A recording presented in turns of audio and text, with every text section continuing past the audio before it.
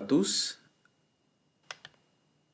Avant de commencer la suite du cours sur les amplificateurs opérationnels, j'aimerais bien faire un petit rappel sur ce qu'on a fait la dernière fois.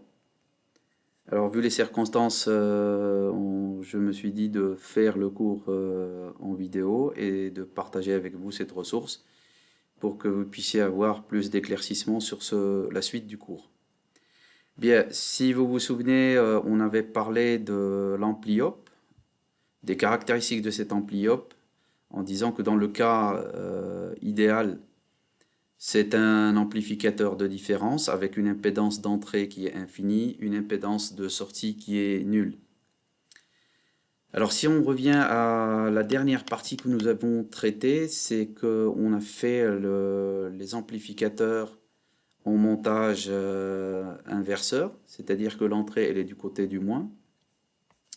Et en généralisation, si on met des impédances Z1, Z2, nous allons retrouver un gain qui est égal à moins Z2 sur Z1 sur le cas général. Ensuite, nous avons pris un certain nombre d'exemples sur des amplificateurs non inverseurs. On a fait les démonstrations suivantes. Et on a dit que lorsqu'on est sur une entrée qui est du côté de plus, ben, on ne retrouve pas le signe moins qui représente l'opposition de phase au niveau de la sortie. Ensuite, on avait traité le cas d'un montage suiveur en précisant un petit peu l'utilité de ce montage suiveur et on avait dit que ça sert souvent à faire une adaptation d'impédance. C'était le cas où on avait pris une batterie à 9 volts et on a souhaité d'avoir à partir de cette batterie-là du 4,5 volts. Et donc on avait démontré la dernière fois que c'était obligatoire d'insérer entre la charge et le diviseur de tension cet ampli suiveur qui permettait d'avoir une impédance d'entrée qui est infinie et qui permettait aussi d'avoir cette adaptation par rapport à la charge. D'autres montages aussi ont été traités, notamment le montage sommateur pour faire la somme. On avait expliqué la totalité de la démonstration avec les principales caractéristiques que présentait cet ampli-là. Et puis la dernière partie, c'était le montage soustracteur. Également, nous avons fait la démonstration et on a démontré que la sortie était donnée par l'expression suivante. Vs, c'est VE1 fois le rapport 1 plus R4 sur R3 sur 1 plus R1 sur R2 moins V2 R4 sur R3. Et on avait dit que si on prenait des résistances identiques, eh ben, on se retrouve avec une différence parfaite qui est VE1 moins VE2. À partir de là, j'avais demandé à ce que vous fassiez une recherche sur les montages intégrateurs. Alors, ces types de montages sont assez souvent utilisés pour pouvoir limiter ou une bande passante, ou bien pour faire l'intégrale d'un signal. Et donc, si on regarde cette structure et ce qu'on avait expliqué la dernière fois, ben, on voit bien que c'est un ampli qui est monté en amplificateur et non pas en comparateur. Du coup, on peut écrire que le V+, il est égal à V-.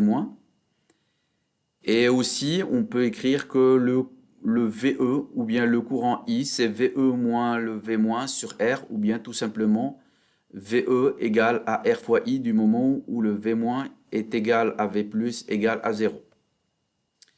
Ben, ce courant-là, c'est le courant qui va traverser, bien sûr, le condensateur. Alors, si on sait que le condensateur, à ses bornes, il y a une charge électrique Coulomb qui est égale à Coulomb C fois Vs. Vs, pourquoi? En réalité, c'est la charge, c'est V-, c'est Vs moins V-, et comme le V- est égal à 0, ben, la quantité de charge, c'est C fois Vs.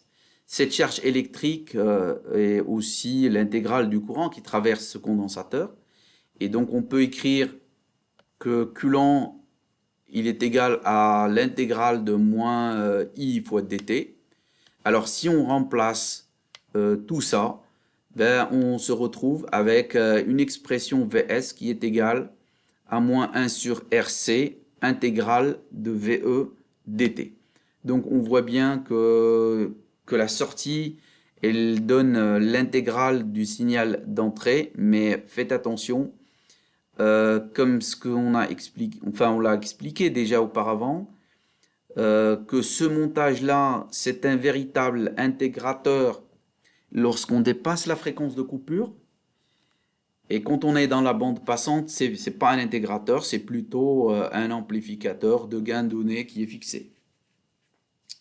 Donc attention, l'intégrale, il est obtenu lorsqu'on est au-delà de la fréquence de coupure de cet amplificateur.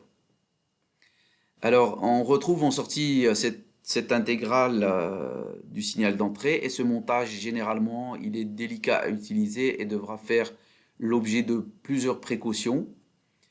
En l'occurrence, la moindre tension continue présente à l'entrée, y compris et surtout une tension parasite, sera intégrée et générera une rampe en sortie.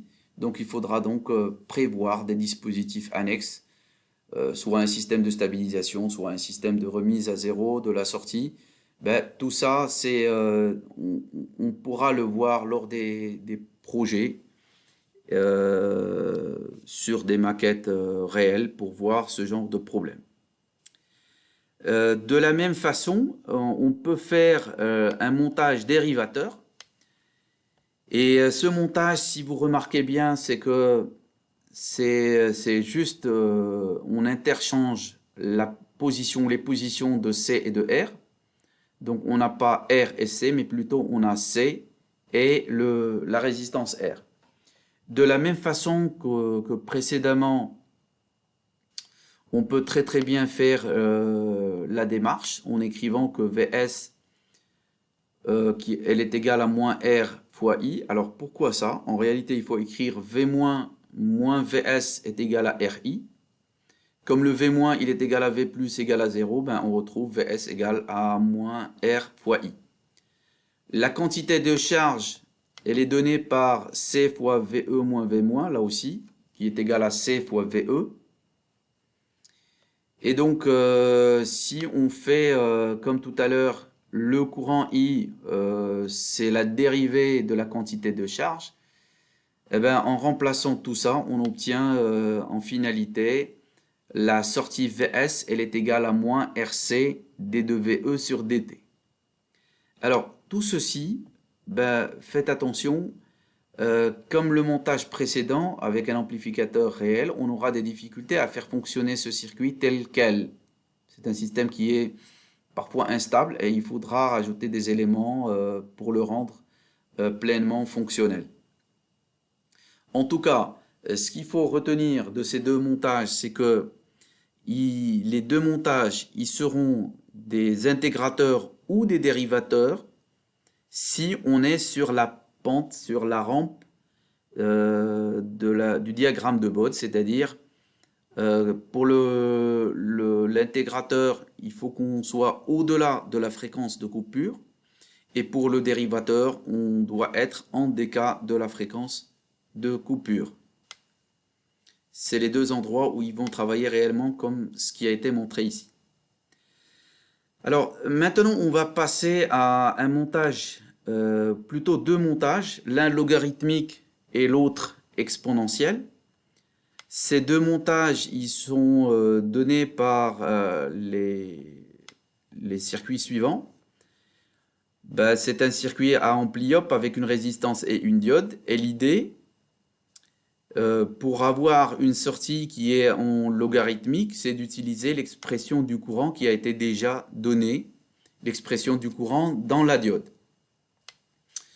Alors, l'expression de la diode, on l'avait précisé à l'époque, IS exponentielle QVD sur KT moins 1, et on avait dit que le IF ou le IS, c'était le courant de saturation et qu'on pouvait éventuellement, pour simplifier le calcul, négliger le 1 devant l'exponentielle.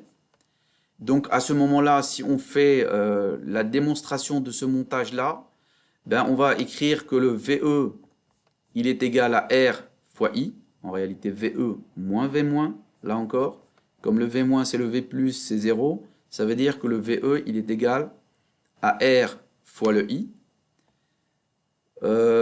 Également, le VS, il est égal à moins VD, la tension aux bornes de la diode. La tension, elle est de V- à VS.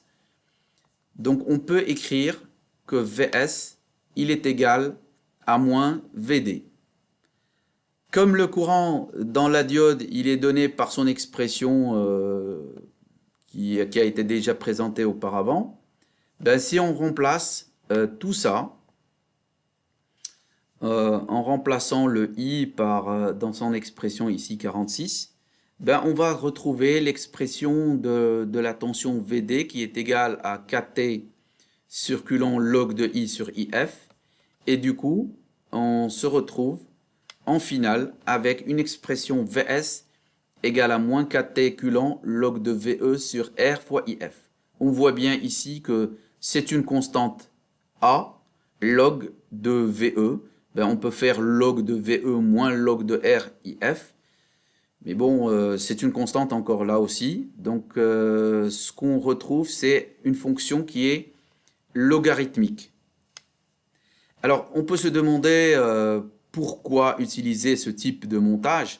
On retrouve la fonction logarithmique d'un signal d'entrée, mais si on regarde un peu profondément les choses, on peut se rappeler qu'un additionneur des logarithmes, c'est aussi revient à faire une multiplication. Donc si vous voulez faire une multiplication de A fois B, log de A fois B, c'est le log de A plus B. Et donc à partir de là, on peut jongler avec ce genre de montage pour réaliser des fonctions données. Alors ensuite, il y a le montage exponentiel, et là aussi, c'est un changement d'emplacement entre la diode et puis la résistance. Le même calcul, il peut se faire comme auparavant, et on retrouve à la fin une fonction qui est donnée par Vs égale à moins R IF exponentielle coulomb VE sur KT. Alors, on peut se demander pourquoi utiliser ces deux montages. Alors, si vous vous souvenez d'une chose, c'est que pour le montage normal d'amplificateurs, c'était des amplificateurs linéaires. Et donc, si on considère qu'on a sur un signal VE qui est assez grand, bah, si vous avez un grand gain, vous arrivez rapidement à une saturation du signal de sortie. Alors, pour éviter ceci, eh bien, on utilise, quand on a une toute petite variation au niveau du signal d'entrée, on préfère utiliser un montage exponentiel pour avoir un gain beaucoup plus rapide. Et lorsqu'on a une tension qui est assez grande, pour éviter que la sortie soit saturée et arrive au plafond, ben, on utilise un montage logarithmique, sachant que le montage logarithmique, c'est pas une montée linéaire, mais c'est plutôt une montée qui est logarithmique et qui atteint un certain seuil qui ne va pas arriver à la tension de saturation de l'ampli. Par contre, pour des variations du signal d'entrée qui sont trop petites, ben à ce moment-là, on peut éventuellement utiliser, moyennant bien sûr des modifications et des prises de précaution, le montage exponentiel. Ben, ça sera tout pour aujourd'hui.